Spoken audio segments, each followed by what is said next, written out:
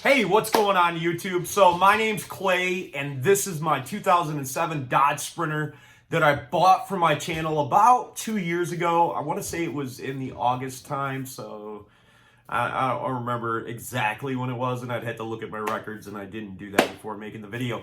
But I got the van from the American Red Cross, and when I purchased the van, it needed two major things, one of them was the rear differential was bad in it. And then after I replaced that, I discovered the intakes were bad. So we made video of all of this stuff that we did to it. We took the intakes out, we cleaned them. We showed people how to bypass the intakes. Just a number of things. I've owned about 7 or 8 of these, and I've absolutely enjoyed every single one of them that I've had. I just took this van to Dallas, Texas 2 weeks ago for Thanksgiving. So it's an exceptional van. Hopefully it doesn't last very long on the market. Normally my stuff doesn't because it has a lot of provenance. And think about owning something that has helped tens of thousands of people across the world save themselves money. Also with the reassurance that you're purchasing something good. So take a look at the van. Let me know what you think. Comments down below. You can text me if you're seeing a message on Craigslist or wherever. You can hit me up and I'll be happy to answer any questions that you have. So hi, my name is Clay with Clay's AC and Auto Repair and Clay Motion here in Grand Rapids, Michigan. And this is my 2007 Dodge Sprinter, 170-inch long, high-top Sprinter van. It boasts what I believe is called the hullet rear liftgate. It does have a reverse camera, even though I've never actually had it working. The controller and such is there. I just have not had time, nor did I really care all that much to fix it. As you can see, the body is very clean. There is one magnet that's missing right there. They were just kind of like separated and looked really yucky, so I tried replacing them, but I could only get one, so I'm waiting on the second one to get here. It has all 4 brand new tires. I've put about 5,000 miles on them. I just took the van to Dallas, Texas last week from Grand Rapids, Michigan. Ran and drove great. I've owned the van for right around, I want to say about 2 years, probably a little bit less than that. I bought the van here for the channel to do the rear end and do the intakes and the engine.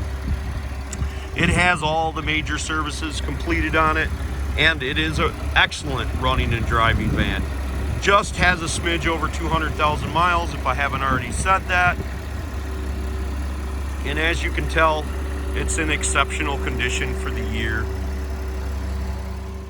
The rear liftgate can be operated from the inside and the outside of the vehicle. There's a separate controller that controls it from the inside. The rear liftgate can either go down on an angle or can be raised flat and go up straight and flat as well, and makes loading simple.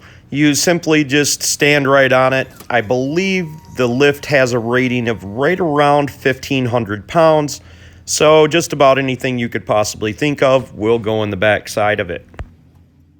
The windows are power operated, and there's also storage here at the very bottom of both sides of the doors. Underneath the driver's seat is the fuse box location, or one of them. The driver's seat does have a little crack in it, but the great thing about this van is it does have dual bucket seats, and the other seat is in excellent condition, plus the armrest actually work, which is not common for these when they have a couple miles on them because they break quite a bit.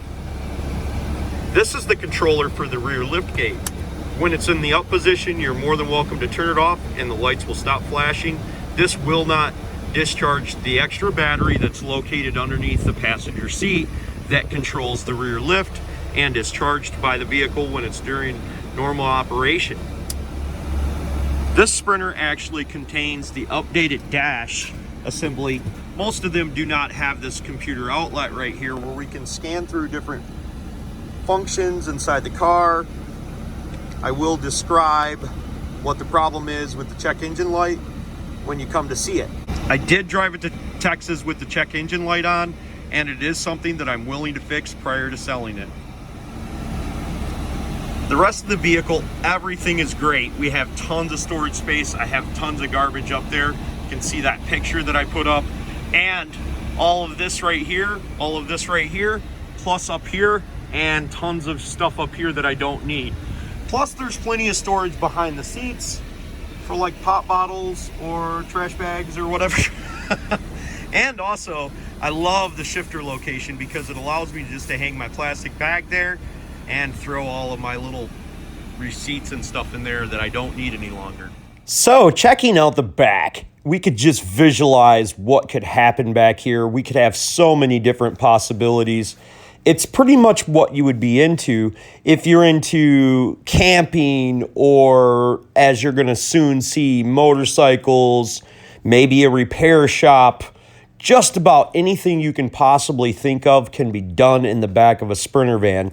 You turn one of these into a camper and it raises the value of it by 5 or 6 times.